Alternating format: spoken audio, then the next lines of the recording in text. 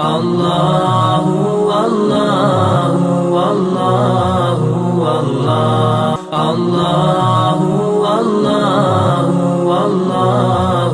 اللہ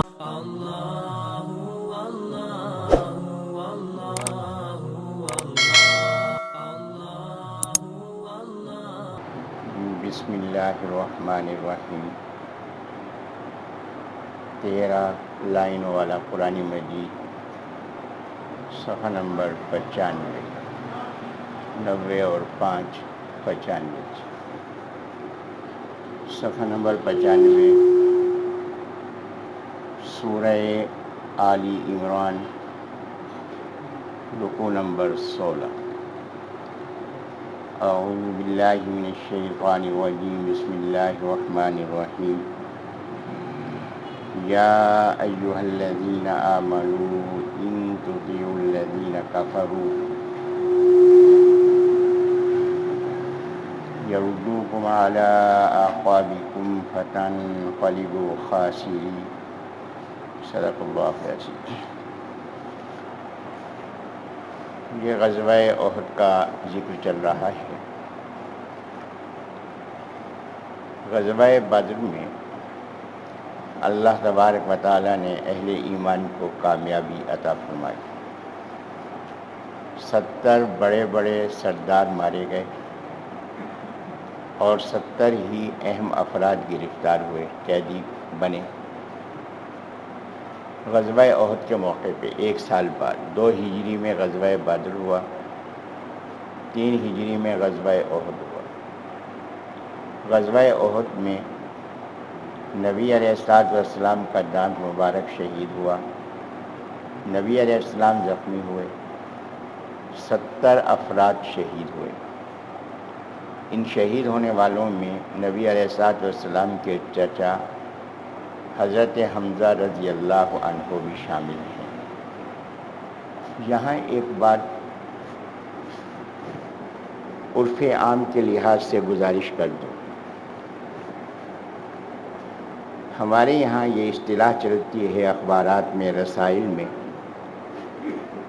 کہ حضرت حسین رضی اللہ عنہ جو کربلا میں شہید ہوئے، ان کے لیے لقب استعمال ہوتا ہے سید الشہداء کا،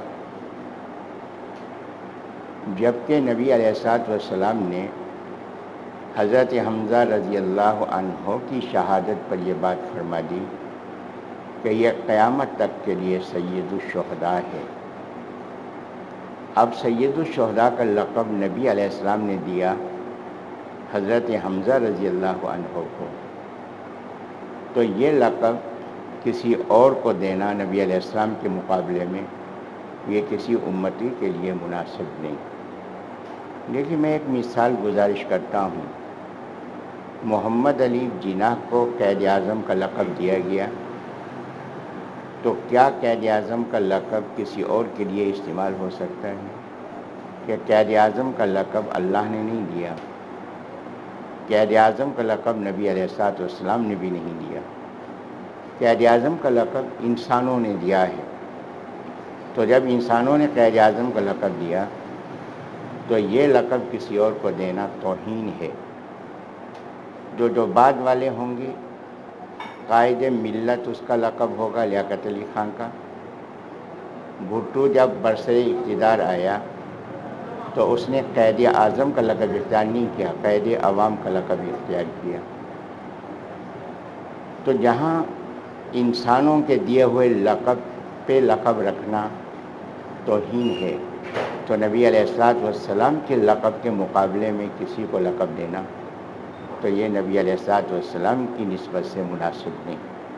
تو اس لیے حضرت حسین رضی اللہ عنہ کو کوئی اور لقب دیا جا سکتا ہے، ان کی شہادت باقی المناک شہادت ہے، تو ان کے لیے کوئی اور لقب اختیار کیا جا سکتا ہے، لیکن سید الشہداء کا لقب یہ صرف حضرت حمزہ رضی اللہ عنہ کے لیے ہوگا، کیونکہ نبی علیہ السلام نے اپنی زبان مبارک سے لقب ان کو عطا فرمایا۔ جیسے کہ صدیق اکبر کا لقب ابو بکر صدیق رضی اللہ عنہ کے لیے ہے، فاروق اعظم کا لقب یہ حضرت عمر رضی اللہ عنہ کے لیے ہے، اسی طرح یہ سید الشہداء کا لقب بھی حضرت حمزہ رضی اللہ عنہ کے لیے ہے۔ تو اس غزوہ میں حضرت حمزہ رضی اللہ عنہ شہید ہوئے، حضرت مصعب بن عمیر رضی اللہ عنہ شہید ہوئے۔ حضرت مصعب بن عمیر رضی اللہ عنہ نبی علیہ السلام کے ہم زلف بھی ہیں اور نبی پاک صلی اللہ علیہ وسلم کے ہم شکل بھی تھے۔ تو مصعب بن عمیر رضی اللہ عنہ کی شہادت پر خبر پھیل گئی کہ نبی پاک صلی اللہ علیہ وسلم شہید ہو گئے۔ ابو سفیان رضی اللہ عنہ امیر لشکر تھے، ابھی ایمان نہیں لائے تھے، ایمان اس کے کئی سال بعد لائے ہیں۔ انہوں نے دیکھا کہ مسلمانوں کو شکست ہو گئی، میدان صاف ہے، تو ابو سفیان رضی اللہ عنہ نے آ کے آواز دی، نبی پاک صلی اللہ علیہ وسلم کا نام لیا کہ آپ زندہ ہیں۔ نبی علیہ السلام نے صحابہ کرام سے فرمایا جو آپ کے قریب تھے، چند ایک تھے، فرمایا کہ اس کا جواب نہ دو، خاموش رہے۔ اس کے بعد اس نے کہا کہ ابو قحافہ کا بیٹا موجود ہے۔ ابو قحافہ کا بیٹا یعنی ابو بکر صدیق رضی اللہ عنہ، ان کے والد کا نام ابو قحافہ ہے، اصل نام تو عثمان تھا، ان کی کنیت ابو قحافہ ہے۔ تو ابو قحافہ کا بیٹا زندہ ہے، چپ۔ پھر اس نے کہا کہ خطاب کا بیٹا ابن خطاب زندہ ہے، یہ حضرت عمر رضی اللہ عنہ کے والد کی نسبت سے کہ زندہ ہے، خاموش۔ اب اس نے کہا کہ یہ سارے کے سارے مر گئے، ان میں سے کوئی باقی نہیں رہا۔ جب اس نے یہ جملہ کہا تو عمر رضی اللہ عنہ سے برداشت نہیں ہوا۔ حضرت نے فرمایا کہ او دین کے دشمن، ہم سارے الحمدللہ زندہ ہیں۔ اس پہ ابو سفیان نے ایک نعرہ لگایا، ہبل،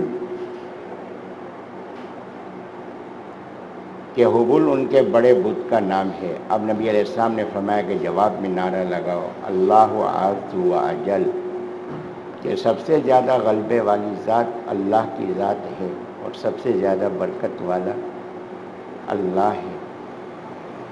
اس پہ ابو سفیان نے نعرہ لگایا، لنا عزا ولا عزا لکم، عزا جو ہے ان کی دیوی تھی جو جنگ میں فتح دینے والی تھی ان کے عقیدے کے لحاظ سے۔ کہا کہ لنا عزا ولا عزا لکم، کہ ہمارے لیے عزا دیوی ہے اور تمہاری کوئی عزا نہیں۔ نبی نے فرمایا کہ اس کے جواب میں کہو، اللہ مولانا ولا مولا لکم، ہمارا کارساز اللہ ہے، تمہارا کوئی کارساز نہیں۔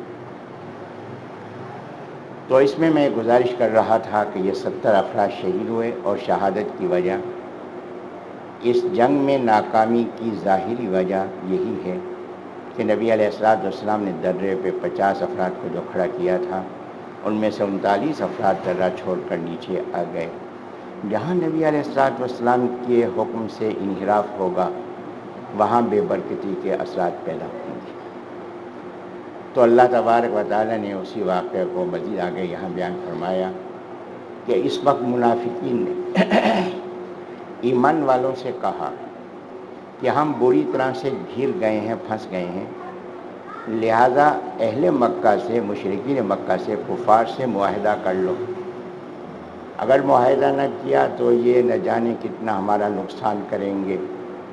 اللہ تبارک و تعالیٰ نے یہاں یہ بات ارشاد فرمائی کہ ایمان والو، اگر تم کافروں کے ساتھ معاہدہ کرو گے اور ان کے آگے جھکو گے تو تم سے زیادہ نقصان اٹھانے والا کوئی نہیں ہوگا۔ فرمایا کہ ذرا غور کرو اس بات پہ کہ اللہ نے تو تمہیں کامیابی دی تھی، تم نے نبی علیہ السلام کی حکم دولی کی اور اس کی وجہ سے کامیابی ناکامی میں بدل گئی۔ فرمایا کہ اگرچہ یہ تمہاری کوتاہی ہے لیکن اللہ تبارک و تعالیٰ نے تمہارے اخلاص کی وجہ سے تمہاری اس کوتاہی کو معاف فرما دیا۔ تو یہاں الفاظ ہیں صفحہ 95 کے آخر پہ، وَلَقَدْ عَفَا عَنْكُمْ، کہ ہم نے درگزر کیا تم سے، تمہیں معاف کر دیا۔ تو یہ ذہن میں رکھیں گے، اس حوالے سے آگے ایک بات آئی۔ صفحہ نمبر 96 پہ اسی رکوع میں اللہ تبارک و تعالیٰ نے یہ بات ارشاد فرمائی کہ جس وقت غم کی کیفیت ہی صدمہ تھا کہ اتنے ساتھی شہید ہو گئے۔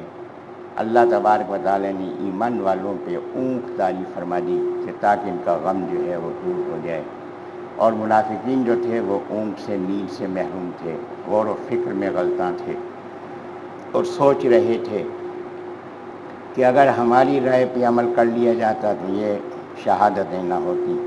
تو اللہ تبارک و تعالیٰ نے فرمایا کہ موت کا وقت بھی مقرر ہے اور موت کی جگہ بھی مقرر ہے، اور یہ خوش نصیب ہیں کہ جن کو اللہ کے راستے میں موت آئی ہے۔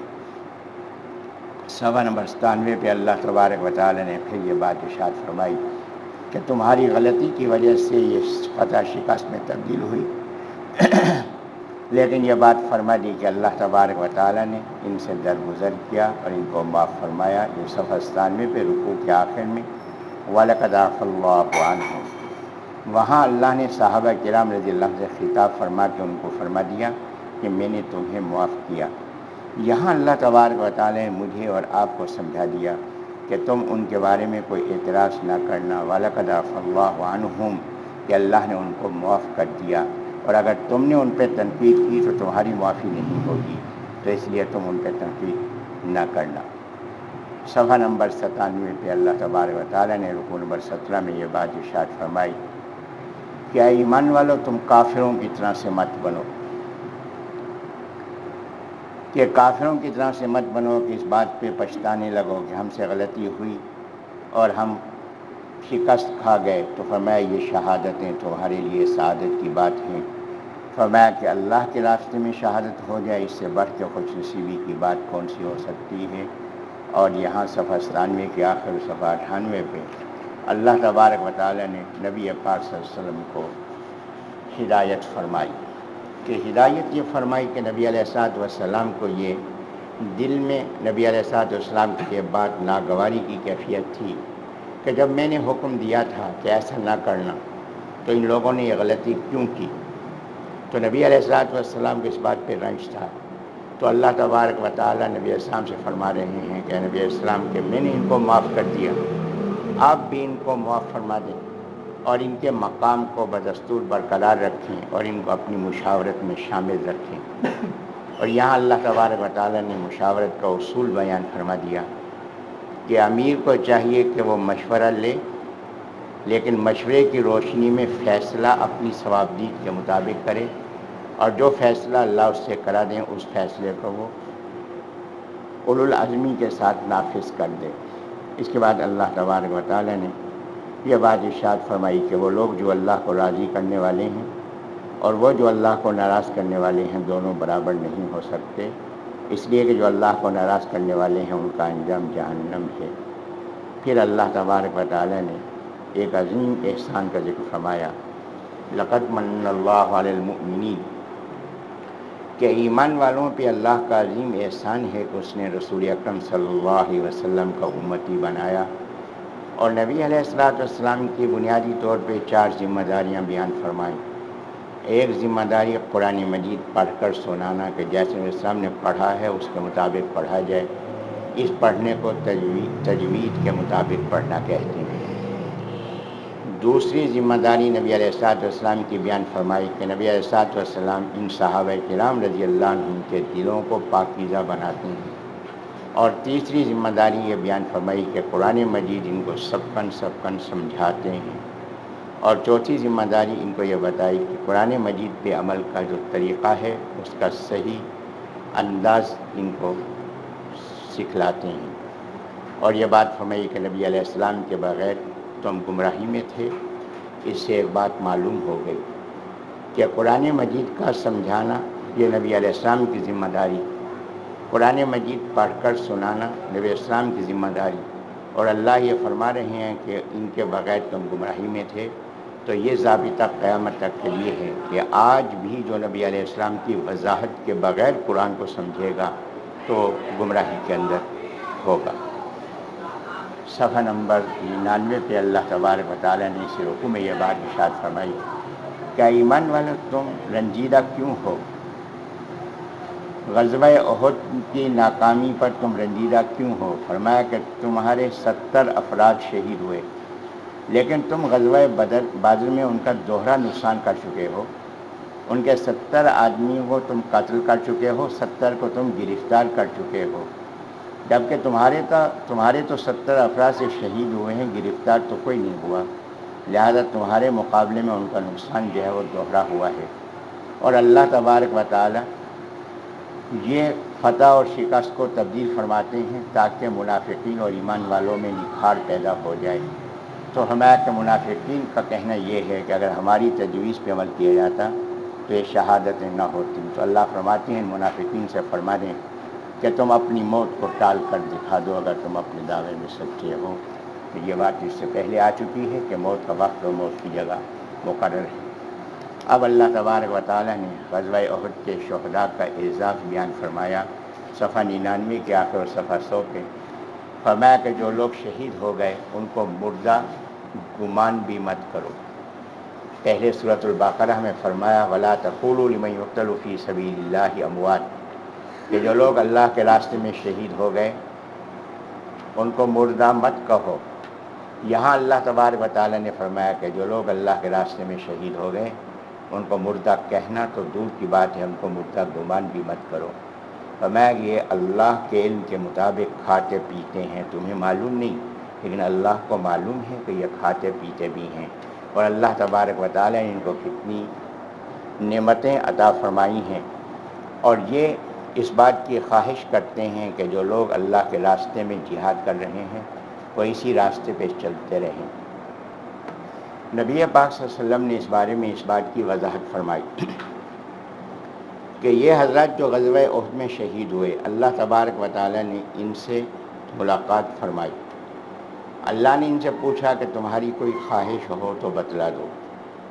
انہوں نے کہا کہ اللہ کہ ہماری خواہش یہی ہے کہ ہمیں تو زندگی دے تاکہ ہم دنیا میں جائیں اور دوبارہ تیرے راستے میں شہید ہونے کی لذت حاصل کریں۔ اللہ تبارک و تعالیٰ نے فرمایا کہ یہ ہمارے ضابطے کے خلاف ہے کہ تمہیں بھیجیں، لیکن ہم تمہیں اس کا اجر عظیم عطا فرمائیں گے۔ تو اس پہ انہوں نے کہا کہ اللہ ہم یہ چاہتے ہیں کہ جو لوگ ہمارے پیچھے والے ہیں ہم ان کو جا کے بتلائیں کہ اللہ نے ہم پہ کتنے انعامات فرمائے تاکہ وہ اسی راستے پہ جہاد اور قتال کے راستے پہ شہادت کے راستے پہ چلتے چلے جائیں۔ اللہ نے فرمایا کہ میں یہ تمہارا پیغام ان تک پہنچا دیتا ہوں۔ تو اللہ نے قرآنی آیات کی شکل میں ان کا یہ پیغام یہاں تک پہنچا دیا۔ یہ اس دور کی بات ہے، دور جدید کی ایک واقعہ جو خود جس کا میں عینی شاہد ہوں۔ خانپور کے مدرسہ میں ایک طالب علم آخری سال میں پڑھ رہا تھا، ملتان کا طالب علم تھا۔ اس نے مجھ سے یہ کہا کہ حضرت میں افغانستان کے جہاد میں جانا چاہتا ہوں۔ تو میں نے اس سے کہا کہ جانا چاہیے، لیکن آپ ایسا کریں کہ یہ دوران سال تعلیم کے سال کے دوران میں نہ جائیں، جب یہ سال ختم ہو جائے امتحانات ہو جائیں اور اس میں چھٹیاں ہوں تو اس میں آپ چلے جائیں۔ تو ادب کی وجہ سے اس نے مجھ سے کچھ نہیں کہا، بظاہر میں یہی سمجھا کہ جو بات میں نے اس سے عرض کی ہے اس نے قبول کر لی ہے۔ اس نے اپنے بعض اساتذہ سے گفتگو کی اور اساتذہ کی اجازت لے کر وہ دوران سال ہی چلا گیا۔ وہاں گیا اور وہاں سے واپس آ گیا، صبح کے درس میں یہاں پہنچا۔ مجھے نہیں معلوم تھا کہ وہاں سے ہو کر آیا ہے، کچھ عرصہ رہ کر آیا۔ تو درس سے فارغ ہوا تو اس نے مجھے علیحدگی میں یہ کہا میں آپ نے مشورہ تو دیا تھا لیکن میں نے آپ کو مشورہ نہیں مانا، میں ادھر چلا گیا تھا۔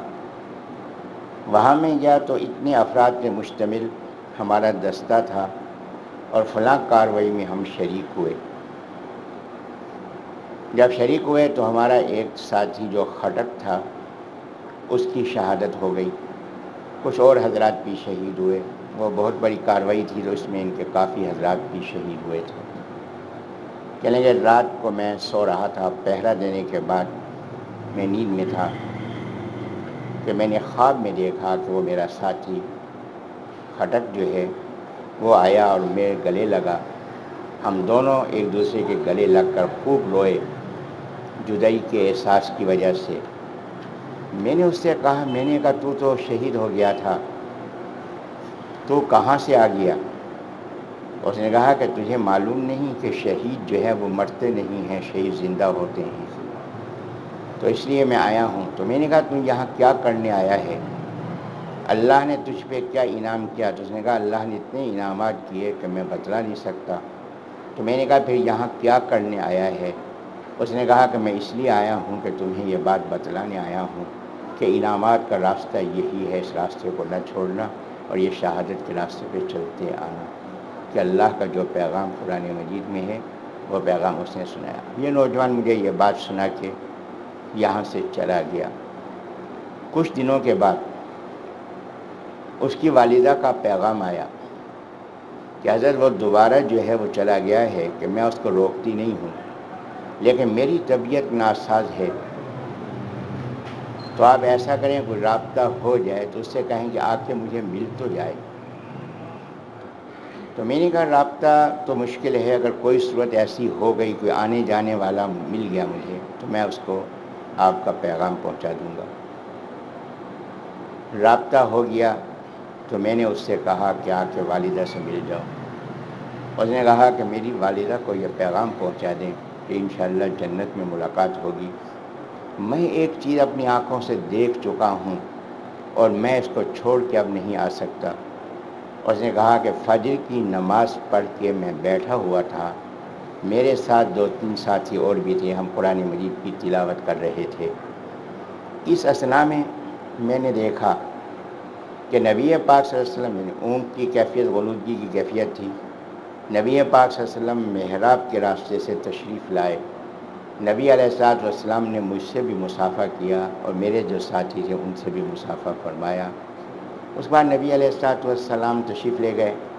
تھوڑی دیر کے بعد پھر محراب میں روشنی ہوئی، وہاں سے ایک فرشتہ ظاہر ہوا.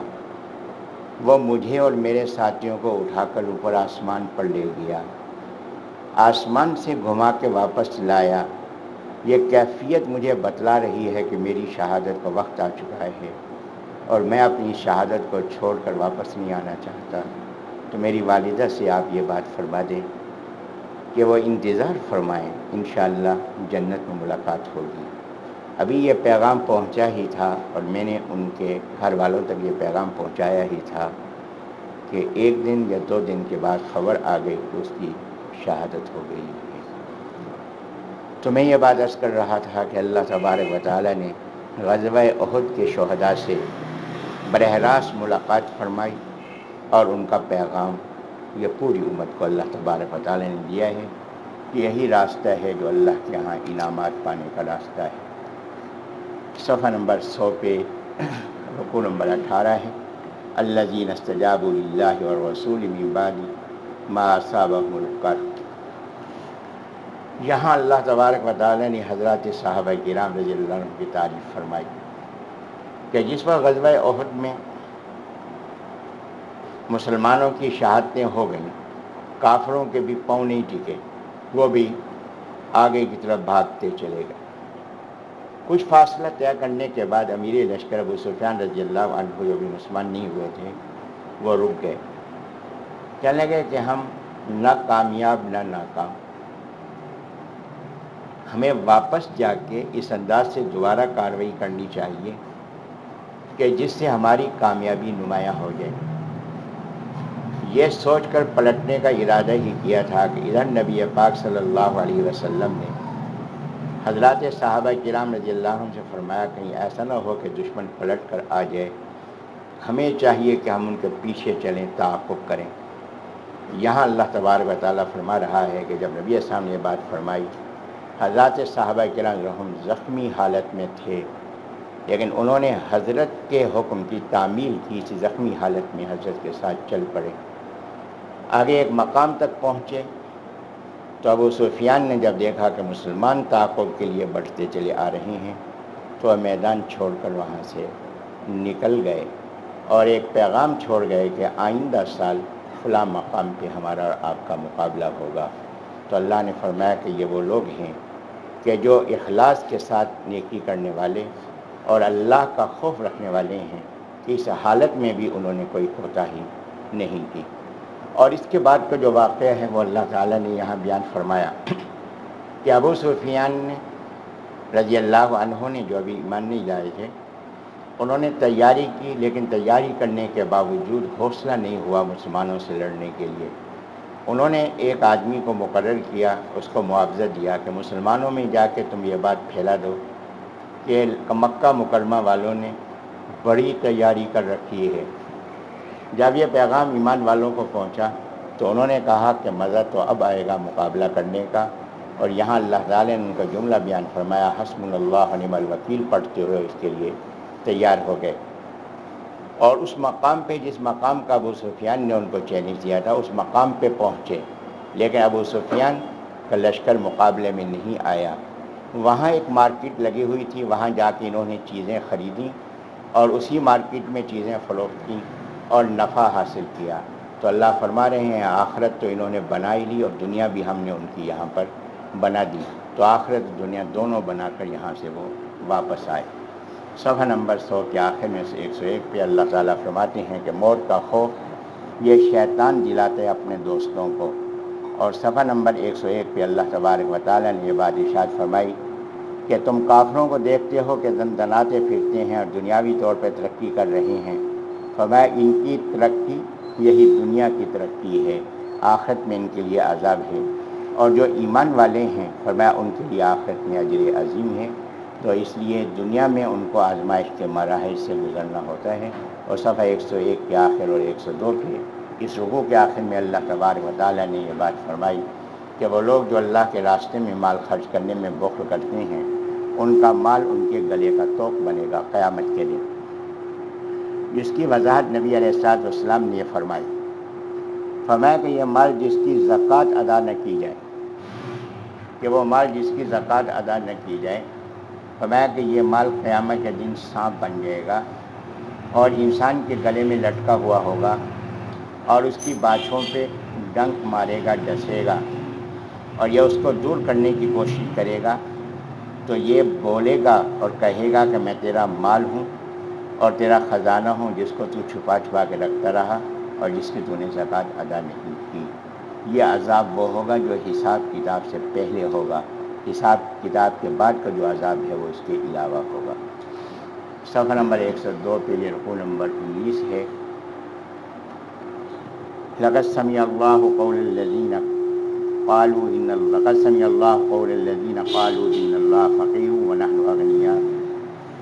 اس میں جو واقعہ بیان فرمایا گیا وہ واقعہ یہ ہے کہ نبی علیہ الصلوۃ والسلام نے یہودیوں کے مدرسہ جو وہاں قائم تھا تو ان تک پیغام کے لیے حضرت ابوبکر صدیق رضی اللہ عنہ کو بھیجا، اور اس میں نبی علیہ الصلوۃ والسلام نے چند باتیں ایک کاغذ پہ نوٹ فرما کے دی، جن میں یہ تھا کہ شرک نہ کیا جائے، یقل یا اہل الکتاب تعالوا الی کلمۃ سواء بیننا وبینکم، جو اس سے پہلے آیات گزر چکی ہیں، کہ لہذا اللہ کے ساتھ شرک نہ کیا جائے، عبادت صرف اللہ کی جائے، نماز قائم کرو، زکوٰۃ ادا کرو، فاقرضوا اللہ قرضا حسنا، اور اللہ کو قرض حسن دو۔ تو یہودیوں کا بہت بڑا عالم جو یہاں ان کے مدرسے کا صدر مدرس تھا، فخاش بن آزورہ، اس نے کہا کہ اللہ نے قرض مانگا ہے؟ تو بکر رضی اللہ عنہ فرمایا کہ جی ہاں۔ تو اس نے کہا کہ اس کے معنی ہے کہ اللہ محتاج ہے اور ہم غنی ہیں۔ جب اس نے یہ بات بیان کی تو ابوبکر صدیق رضی اللہ عنہ بہت متحمل مزاج تھے، لیکن ان سے یہ بات برداشت نہ ہوئی، تو انہوں نے زور سے اس کو تھپڑ رسید کیا اور فرمایا اگر تمہارا ہمارا معاہدہ نہ ہوتا تو میں تمہاری گردن اڑا دیتا۔ اب اتنا بڑا آدمی یہودیوں کا، تو اس کی یہ توہین ہو گئی، اور اس کے جو متعلقین تھے وہ بھی یہ توہین برداشت نہ کر سکے، تو یہ ایک وفد نبی اسلام کی خدمت میں حاضر ہوا۔ انہوں نے کہا کہ حضرت ابوبکر صدیق رضی اللہ عنہ تشریف لائے تھے، انہوں نے آپ کا پیغام پہنچایا، تو ہم نے کہا کہ ہم سوچیں گے اس پہ، لیکن وہ جذبات میں آ گئے، اور جذبات میں آنے کے بعد انہوں نے تھپڑ رسید کیا اور یہ توہین کی، نبی اسلام نے فرمایا کہ ابو بکر آ جائیں تو میں ان سے پوچھتا ہوں کہ انہوں نے ایسا کیوں کیا۔ ابو بکر رضی اللہ عنہ تشریف لائے، نبی علیہ السلام نے فرمایا کہ ابو بکر آپ نے تھپڑ مارا، جی مارا۔ جب یہ بات ہو گئی تو فیصلہ فرما دینا چاہیے تھا، لیکن نہیں، یہاں انصاف کے اصول سکھلا دیے کہ وجہ پوچھی جائے کہ وجہ کیا ہے۔ نبی علیہ السلام نے وجہ پوچھی، ابو بکر صدیق رضی اللہ عنہ نے واقعہ بیان فرما دیا کہ یہ جتنے بھی علماء یہودی آئے ہوئے تھے سارے چیخنے لگے کہ جھوٹ جھوٹ جھوٹ، کہ یہ بات ہوئی نہیں ہے، ہم سب وہاں موجود تھے، ایسا نہیں ہوا۔ اب نبی علیہ السلام نے ابو بکر رضی اللہ عنہ سے فرمایا کہ ابو بکر، یہ اتنے افراد یہ بات کہہ رہے ہیں، آپ اکیلے ہیں، کیا نبی علیہ السلام کو ابو بکر رضی اللہ عنہ کی صداقت میں کوئی شبہ تھا؟ نہیں، لیکن انصاف کا تقاضا پورا کرنا تھا۔ تو حضرت نے فرمایا کہ اس وقت یہ اتنے افراد یہ بات کر رہے ہیں کہ ابو بکر تمہارا گواہ کون ہے، اپنا گواہ پیش کرو۔ ابو بکر رضی اللہ عنہ فرمایا کہ حضرت وہاں یہ سارے موجود تھے، میرے ساتھ تو کوئی نہیں تھا سوائے اللہ کے، اور کوئی نہیں جانتا کہ واقعہ کیا ہے۔ تو یہاں اللہ نے فرمایا کہ اے پیارے نبی صلی اللہ علیہ وسلم، آپ اس سے مخلوق کے گواہ مانگ رہے ہیں، میں خود خالق گواہی دے رہا ہوں۔ لقد سمع اللہ قول الذین قالوا ان اللہ فقیر ونحن اغنیاء، کہ میں نے خود سنا ہے، اللہ فرما رہے ہیں کہ میں نے خود سنا ہے کہ ان لوگوں نے یہ بات کہی، اور ہمارے جو نمائندے ہیں فرشتے وہ اس کو لکھ رہے ہیں، انہوں نے لکھ لیا ہے، اور قیامت کے دن ہم ان کو جلنے کا عذاب دیں گے اس کہنے پر۔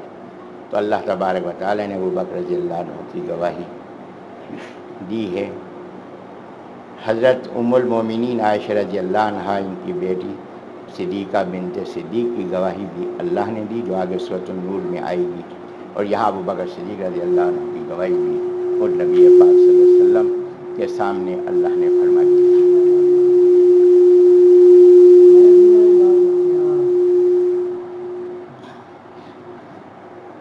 اس کے بعد اللہ تبارک و تعالیٰ نے فرمایا کہ یہودیوں کی حالت تو یہ ہے کہ نبی اسلام پر ایمان نہیں لائے، اور انہوں نے اپنے اشکالات پیش کیے۔ فرمایا کہ یہ اشکالات جو پیش کر رہے ہیں اس میں بھی یہ جھوٹے ہیں۔ اے نبی علیہ السلام، انہوں نے تو اپنے انبیاء کرام علیہ السلام کو بھی نہیں مانا، جبکہ ان کے پاس کتاب بھی تھی اور واضح نشانیاں معجزات بھی تھے، ان کو انہوں نے قبول نہیں کیا۔ اور صفحہ نمبر 103 پہ اللہ تعالیٰ نے یہ ضابطہ بیان فرمایا کہ ہر انسان کے لیے، ہر جاندار کے لیے موت ہے، اور فرمایا کہ کامیاب انسان وہ ہے کہ قیامت کے دن جس کے لیے یہ اعلان ہو جائے کہ جاؤ تم جہنم سے آزاد ہو، جنت میں داخل ہو جاؤ، وہ حقیقت میں کامیاب ہے۔ اللہم اجعلنا منہم، اللہ مجھے بھی آپ کو بھی ان خوش نصیبوں میں سے بنا دے۔ خدا کہ دنیا کے اندر تمہاری آزمائش ہوتی رہے گی، اور یہ مشرکین اور اہل کتاب یہ تمہیں مختلف انداز سے ستاتے رہیں گے، لیکن اگر تم اپنے دین پر پختہ رہے اور تم ان کی دوستی سے اپنے آپ کو بچاتے رہے تو فرمایا کہ اس میں تمہیں یقیناً کامیابی ہوگی۔ اور اس کے بعد اللہ تبارک و تعالیٰ نے فرمایا کہ یہودیوں کی حالت تو یہ ہے کہ اللہ نے ان سے فرمایا کہ تم اللہ کے احکامات کو مت چھپاؤ لوگوں کے سامنے، لیکن انہوں نے اللہ کے احکامات کو قبول نہ کیا۔ اور صفحہ 103 کے آخر اور 104 پہ اللہ تبارک و تعالیٰ نے فرمایا کہ وہ لوگ جو کام تو کچھ نہ کریں لیکن تعریف کے خواہش مند ہوں تو میں ان کے لیے دردناک عذاب ہے۔ اور صفحہ نمبر 104 پہ یہ رکوع نمبر 20 ہے، سورہ آل عمران کا آخری رکوع ہے۔ ان فی خلق السماوات والارض واختلاف اللیل والنہار، اس میں سب سے پہلے اللہ تبارک و تعالیٰ نے اپنی قدرت کی نشانیاں بیان فرمائیں۔ فرمایا کہ یہ زمین اور آسمان کا نظام اور یہ رات اور دن کا نظام اللہ کے وجود اور اللہ کی وحدانیت کی دلیل ہے۔ اللہ کے وجود اور اللہ کی وحدانیت کی دلیل بھی ہے، اللہ تبارک و تعالیٰ کی قدرت کی دلیل بھی ہے، اللہ کی حکمت کی دلیل بھی ہے، اور اللہ کی رحمت کی دلیل بھی ہے۔ اور فرمایا کہ عقل والے لوگ کون سے ہیں، یہ علامت، یہ نشانی کس کے لیے ہے؟ ان کے لیے جو عقل والے ہیں، فرمایا کہ عقل والے کون ہیں؟ فرمایا عقل والے وہ ہیں جن کے اندر دو صفات پائی جاتی ہیں۔ ایک صفت یہ ہے کہ وہ اٹھتے بیٹھتے چلتے پھرتے ہر وقت اللہ کا ذکر کرتے رہتے ہیں۔ ام المومنین عائشہ رضی اللہ عنہا فرماتی ہیں کہ نبی علیہ الصلوۃ والسلام ہر وقت ذکر کی حالت میں رہتے تھے۔ اب یہاں ایک سوال پیدا ہو رہا ہے کہ متعدد مقامات میں سے 3 مقام ایسے ہیں جن میں ذکر کا سلسلہ نہیں چل سکتا۔ آپ بیت الخلاء میں تشریف لے گئے، بیت الخلاء میں جتنی دیر آپ بیٹھیں گے آپ ذکر نہیں کر سکتے، کہ بیت الخلاء میں ذکر کی اجازت نہیں۔ آپ نیند کی حالت میں چلے گئے تو جتنی دیر نیند کی حالت میں ہے اس حالت میں ذکر نہیں۔ اسی طریقے سے آپ کھانا کھا رہے ہیں، کھانے کے دوران اگر آپ کھانے میں ذکر کریں گے تو کھانا نہیں کھایا جائے گا، کھانا کھائیں گے تو ذکر نہیں کیا جائے گا۔ تو ایسے متعدد امور ہیں، کام ہیں جن میں ذکر نہیں ہو سکتا، تو پھر ہر وقت ذکر کیسے کیا جا سکتا ہے؟ کہ اللہ کی عجیب رحمت ہے۔ فرمایا کہ جس وقت انسان بیت الخلاء میں داخل ہونے لگتا ہے تو بایاں پاؤں اندر رکھنے سے پہلے بیت الخلاء کی دعا پڑھے گا۔ بیت الخلاء کی دعا، یہاں میں جملہ عرض کر رہا ہوں، اس پہ آپ نے غور فرمایا ہوگا، میں نے یہ نہیں کہا کہ بایاں پاؤں اندر رکھ کر یہ دعا پڑھیں جیسے ہماری کتابوں میں لکھا ہے، نہیں، دعا پڑھنے کے بعد بایاں پاؤں اندر رکھنا ہے، بایاں پاؤں پہلے اندر نہیں رکھنا، پہلے دعا پڑھنی ہے۔ مسجد میں جب آپ داخل ہوں گے تو دایاں پاؤں رکھتے ہوئے داخل ہونے کی دعا پڑھیں گے، لیکن بیت الخلاء میں جب آپ داخل ہونے لگیں گے تو پہلے دعا پڑھیں گے پھر بایاں پاؤں اندر رکھیں گے۔ کیوں؟ جیسے ہی بایاں پاؤں آپ اندر رکھیں گے کہ آپ کا پہلا پاؤں بیت الخلاء میں پڑا اور یہ جو لکھنے والے فرشتے ہیں کرامن کاتبین یہ ہٹ گئے۔ اب آپ نے دعا پڑھی تو کرامن کاتبین نے دعا نہیں لکھی، تو لہذا فرشتوں کے ہٹنے سے پہلے دعا کا لکھنا ضروری، دعا کا پڑھنا ضروری ہے تاکہ وہ لکھ لیں۔ تو آپ دعا پڑھیں گے، وہ لکھیں گے، دعا پڑھنے کے بعد آپ نے بایاں پاؤں اندر رکھا، وہ ہٹ گئے۔ اب آپ اندر داخل ہو گئے، آپ بیت الخلاء میں بیٹھے۔ آج کل تو ویسے بھی بیت الخلاء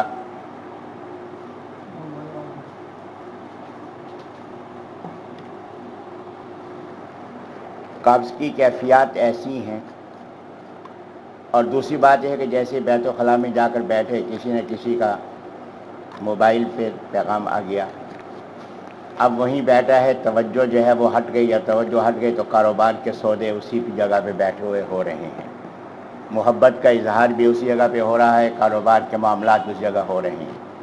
تو لہذا آج کل تو دفتر اور بیت الخلاء میں کوئی فرق نہیں، اس لیے بیت الخلاء بھی ایسے خوبصورت بنا دیے گئے ہیں کہ آدمی اندر جائے تو جی چاہتا ہے یہیں سو جائے۔ اب بیت الخلاء میں وقت لگا، جتنا بھی وقت لگ گیا، وقت لگنے کے بعد جب باہر آئے تو دایاں پاؤں پہلے باہر رکھا، پھر بایاں پاؤں باہر رکھا، تو دونوں پاؤں جب باہر آئیں گے تو کرامن کاتبین اپنی جگہ پہ آ جائیں گے۔ اب دعا پڑھیں۔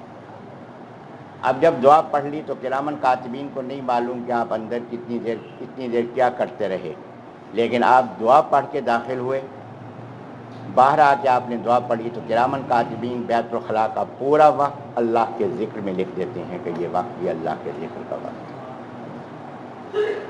اسی طریقے سے کھانے کا آغاز اور کھانے کا اختتام، رات کو سوتے ہوئے اللہ کا ذکر کرتے ہوئے سو جائیں، اور صبح جب اٹھیں تو بیدار ہونے کی دعا پڑھ لیں، تو یہ پوری رات آپ سوتے رہے۔ اور یہ بات گزارش کی گئی تھی سورۃ البقرہ کی آخری 2 آیتیں پڑھ کے سو جائیں تو پوری رات اللہ کے حضور عبادت کرنے والے شمار ہوں گے۔ تو اس لحاظ سے اللہ تبارک و تعالیٰ نے اپنی رحمت سے کوئی لمحہ نہیں چھوڑا کہ انسان اپنے آپ کو ذاکرین میں شمار نہ کر سکے۔ تو لہذا ایک صفت ان کی یہ ہے کہ اللہ کا ذکر کرنے والے ہیں، اور دوسری صفت ان کی یہ ہے کہ یہ غور و فکر کرتے ہیں نظام کائنات پہ کہ اللہ کے اس کائنات کی کوئی چیز بیکار نہیں، تو ہم انسان کیسے بیکار ہو سکتے ہیں؟ اے اللہ کہ ہماری بھی ذمہ داری ہے لیکن ہم اپنی ذمہ داری کو پوری طرح سے ادا نہیں کر سکے۔ تو فاقینا عذاب النار، تو اے اللہ ہمیں تو آگ کے عذاب سے بچانا، کہ تجھے حق ہے کہ ہماری اس نافرمانی میں تو آگ میں ڈال دے، لیکن اے اللہ تیری رحمت کی وجہ سے تجھ سے درخواست ہے کہ ہمیں آگ کی عذاب سے بچانا۔ اور پھر یہاں دعائیں ذکر فرمائی ہیں کہ اے اللہ کہ جس کو تو جہنم میں داخل کر دے تو یقیناً ذلیل و رسوا ہو گیا۔ اے اللہ کہ ہم نے نبی علیہ الصلوۃ والسلام کی پکار کو سنا کہ اللہ پر ایمان لاؤ، اے اللہ ہم ایمان تو لائے، ہم نے اعمال بھی اختیار کیے لیکن اعمال میں تیری عبادت کا حق ادا نہیں کر سکے۔ اے اللہ تمہارے بڑے گناہ بھی معاف فرما، اے اللہ چھوٹے چھوٹے گناہوں کو بھی مٹا دے، اور اے اللہ کہ ہمیں موت کے بعد نیک لوگوں میں شامل فرما دے۔ اے اللہ کہ تو وعدے کی خلاف ورزی تو نہیں کرتا، ہم اپنے وعدوں کی خلاف ورزی کر رہے ہیں کہ بندگی کا حق پورا ادا نہیں کر پا رہے۔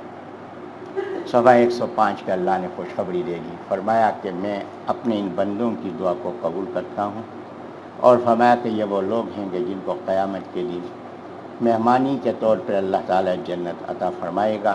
اور اس کے بعد اللہ تبارک و تعالیٰ نے اسی کے درمیان میں یہ بات بھی فرمائی کہ اہل کفار کا دندنانا یہ تمہیں کسی غلط فہمی میں مبتلا نہ کر دے، فرمایا دنیا کا تھوڑا وقت ہے جس میں یہ خوشحالی اختیار کیے ہوئے ہیں، انجام کار یہ جہنم میں جائیں گے۔ اور صفحہ نمبر 106 پہ اللہ تبارک و تعالیٰ نے یہ بات ارشاد فرمائی کہ اے ایمان والو چند اصولوں کو اختیار کر لو۔ یہاں اللہ تبارک و تعالیٰ نے چند اصول بیان فرمائے ہیں کہ ان اصولوں کو اختیار کریں۔ سب سے پہلی یہ بات ارشاد فرمائی یا ایھا الذین آمنو، اے ایمان والو، یعنی ایمان کی پختگی حاصل کر لو۔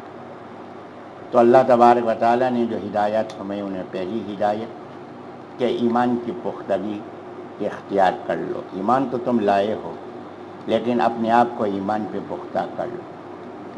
دوسری بات فرمائی